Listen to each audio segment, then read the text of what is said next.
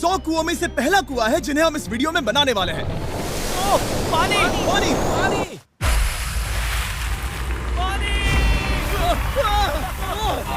आपने अभी अभी केन्या के एक छोटे से गांव को पीने के पानी का अनलिमिटेड सप्लाई मिलते हुए देखा, वो भी सिर्फ 1 सेकंड में। अभी एक कुआं बना है और 99 बाकी है। आपको ये वीडियो बहुत पसंद आएगा। इन 100 कुओं को मिलाकर 5 लाख से ज्यादा लोगों को पीने का ताज़ा पानी मिलने वाला है। केन्या की इस साइट पर कुछ कुएं बनाने के बाद हम नाइरीरी स्कूल सिस्टम के साउथ में गए और कह सकते हैं कि उन्हें हमसे मिलकर बहुत खुशी हुई। क्या हाल है? मैंने ऐसा नहीं सोचा था। स्वागत के लिए शुक्रिया। समझ नहीं आता कैसे रिएक्ट करूं। बहुत बहुत शुक्रिया दोस्तों। हमारे आने पर इस गांव ने हमारा जोरों से स्वागत किया और नोलन इसमें थोड़ा खो गया। नोलन जैसा अजीब इंसान मैंने कभी नहीं देखा और ये मेरी गलती नहीं है। और फिर वहाँ का स्कूल देखने के बाद ये रहे हमारे मेहमान। क्या हाल है? दिन अच्छा बीत रहा है ना? सबसे मिलकर अच्छा लगा। एक टीचर ने मुझे दिखाया कि स्टूडेंट्स कहाँ से पानी पीते हैं, जो कि एक बहुत ही अनसेफ नदी से आ रहा था। तो आपके स्टूडेंट्स यहीं से पानी पीते हैं? हाँ ये बुरी बात है। हाँ, स्टूडेंट्स हमेशा डायरिया जैसी बीमारी, टाइफाइड जैसी बीमारी की कंप्लेंट्स करते हैं क्योंकि वो ऐसा पानी पीते हैं। तो हाँ। हम कोशिश करते हैं, पर देख रहे हो ना, अब क्या कहा जाए। पर क्या करे, जिंदगी तो जीनी ही है और पानी तो सबको चाहिए होता है। जाहिर है कि इनकी हालत सच में बहुत खराब है।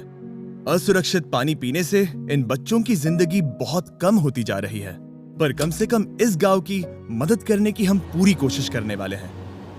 क्या पता ये मुझे फिट आएगा या नहीं। मेरा सिर बड़ा है। देखते हैं पानी मिलता है या नहीं। ओह, ओह। बारिश हो रही है, क्या नजारा है। पानी जमीन से बाहर आने के बाद उसे ऐसे बैरल्स में इकट्ठा किया गया और बैरल्स को वाटर टावर्स पर लगाने के बाद आसपास के गांव के लोगों के पास सिर्फ पीने के लिए साफ पानी ही नहीं था, पर एक प्रेशराइज्ड वाटर सोर्स भी था, जिसका मतलब है कि लॉन्ड्री के लिए सुरक्षित पानी भी मिलेगा। और खींचो। मुझे बताओ ये नोलन की मॉम से कितना हैवी है? नोलन की मॉम से दुगना। ओह गॉड। मैं तुम्हें यहाँ से धकेल दूंगा। ठीक है, इसे अब यहाँ रख दो। हमने केनिया में और 20 कुएं बनाए और उसके बाद इसके जूते में भी कुआं डोंट है। वरी, मेरे दूसरे जूते में भी पानी है। मैं बताता हूँ कि हमने ये 29 कुएं कैसे बनाए। इस विशाल सी ड्रिल से जमीन में सैकड़ों फीट गहरा गड्ढा किया, वो भी पॉल्यूटेड सोर्सेज से होकर सीधे विशाल से पीने लायक पानी तक। उसके बाद हमने पाइप्स इंस्टॉल किए ताकि लोग पूरे अफ्रीका में इन हैंड पंप से पानी ले सके और नाइरीरी में भी। इसे टेस्ट करके देखते हैं।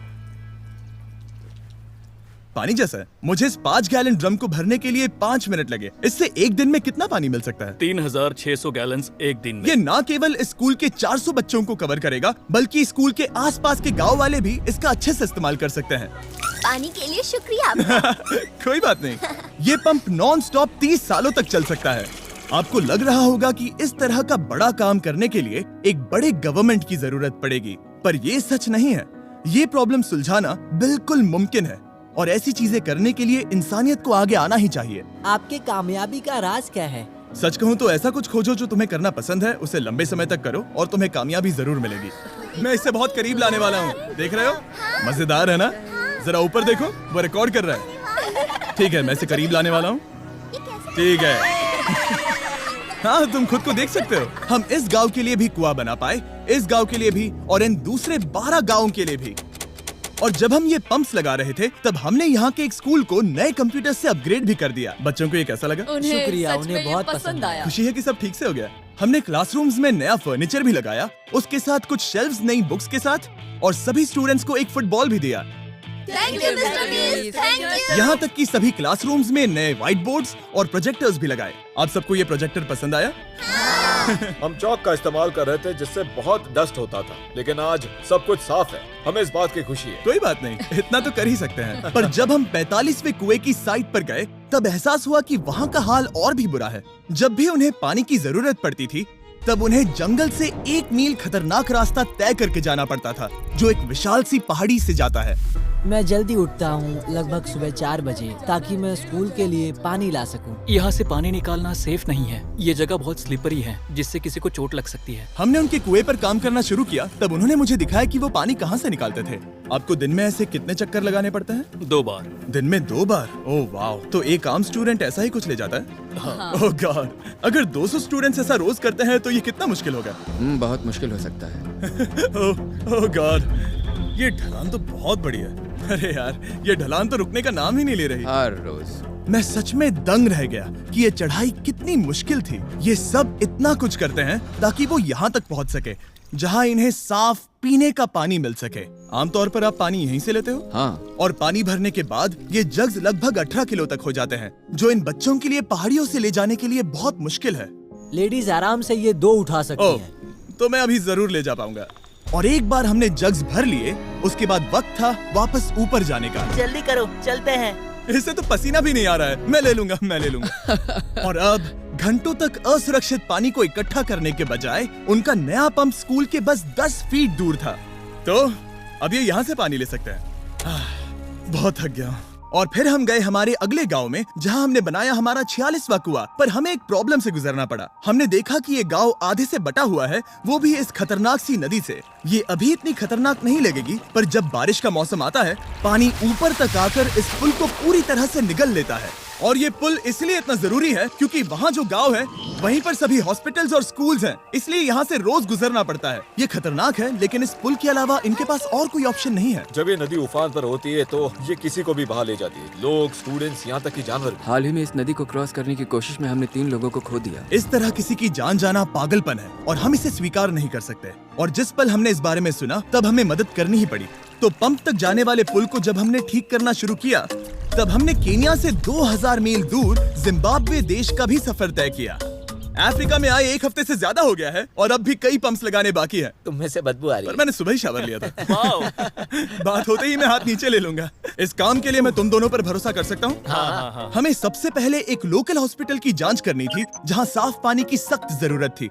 अंदर जाने पर हमें पता चला कि इस क्लिनिक की इस गांव को कितनी जरूरत थी। 1 साल में यहाँ पर कितने बच्चे जन्म लेते हैं? 1 महीने में करीब 50। इसका मतलब 1 साल में पूरे 600। वाह! पर दुख की बात यह है कि इन प्रेग्नेंट महिलाओं को सिर्फ पानी लाने के लिए 1 मील तक जाना पड़ता है और इन भारी बकेट्स को लेकर वापस आना पड़ता है। पर अच्छी खबर ये है कि हमने इनकी पैसों से मदद की यहाँ पर एक मॉडर्न पंप लगाने के लिए। और अब बस देरी थी इसे शुरू करने की। ठीक है नोलन, क्या तुम तैयार हो? मैं तैयार हूँ। ओवर। मुझे एक ड्रामेटिक जूम इन दो। नोलन, मैंने बटन दबा दिया है, ये काम कर रहा है? पानी आ रहा है। आप जाकर चेक करना चाहेंगे? हाँ। वहाँ पर? हाँ, चलो चलिए, चलते हैं। लोगों को पानी मिलता देख मुझे आखिर बहुत अच्छा खुशी हो पानी रही मिल ही है। गया। ये सच में कमाल की बात है। हमारा नोलन एक प्रोफेशनल डांसर है। हाँ। यकीन नहीं हो रहा, मैं डांस कर रहा हूँ। वो कर क्या रहा है? ओह गॉड, सॉरी, मैं नहीं चाहता कि आप इसे और देखें। साफ पानी मिले ये पक्का करने के अलावा इस गांव में बहुत से स्टूडेंट्स को ट्रांसपोर्टेशन की भी दिक्कत थी, तो हमने इन सबको नई साइकिल्स देने का फैसला किया। बच्चे बहुत ज्यादा हैं, पर हमने साइकिल्स भी उतनी ही खरीदी हैं। सच बताऊं तो मुझे साइकिल चलाना नहीं आता। जिमी को सिर्फ साइकिल देना आता है। कभी इसे चलाना नहीं सीखा। तो चलो हम एक रेस लगाते हैं। 3, 2, 1, गो! ओह माय गॉड, सभी मुझसे आगे जा रहे हैं। संभल के, मुझे चलाना नहीं आता, किसी को उड़ाना नहीं चाहता। तुम इसे चलाओगे? ठीक है, जाओ चलाओ। ओके। और इन्हें साइकिल्स देने के बाद हमने तब तक पंप्स लगाए जब तक हम पहुंच गए कुआं नंबर 69 तक। ये कुआं सोलर पावर्ड है, जो गांव के किसानों के लिए खास बनाया गया है, ताकि इनकी फसलों और जानवरों को जरूरत से ज्यादा पानी मिल सके। चाहे गर्मी हो या फिर बिजली ना हो, इससे कोई फर्क नहीं पड़ेगा। और एक पैनल है 200 वॉट्स का, जो एक पंप से जुदा है। ये पंप हर घंटे 5000 लीटर पानी खींच सकता है। बेसिकली ये अनलिमिटेड पानी का सोर्स है इस पूरे गाँव के लिए।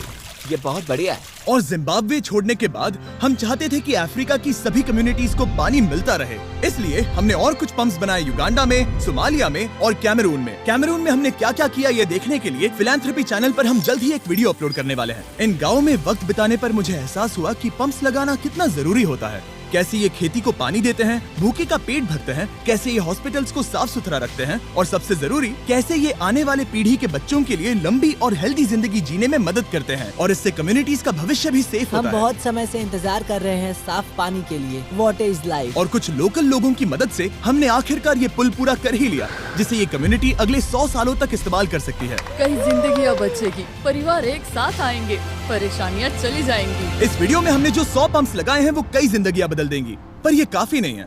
इसीलिए मैं चाहता हूँ कि आप जाने से पहले beachphilanthropy.org/wells पर जाएं और मुमकिन हो तो पैसे डोनेट करें। मैं सच कह रहा हूँ, हमें इस वीडियो से एक पैसे का भी फायदा नहीं हो रहा है। इस वीडियो से जितने भी पैसे आएंगे वो 100% इन पंप्स को बनाने में खर्च होंगे, वो भी पूरी दुनिया में। पता है ये अजीब है कि एक यूट्यूबर को ये सब करना पड़ रहा है, पर किसी को तो करना ही होगा। अगर कोई नहीं करेगा तो हम ये करेंगे ही। आप देख सकते हैं इस काम से कई कम्युनिटीज की जिंदगियां बदल रही हैं। और फाइनली 100वां पंप। ओह माय गॉड, मुझे माफ करना।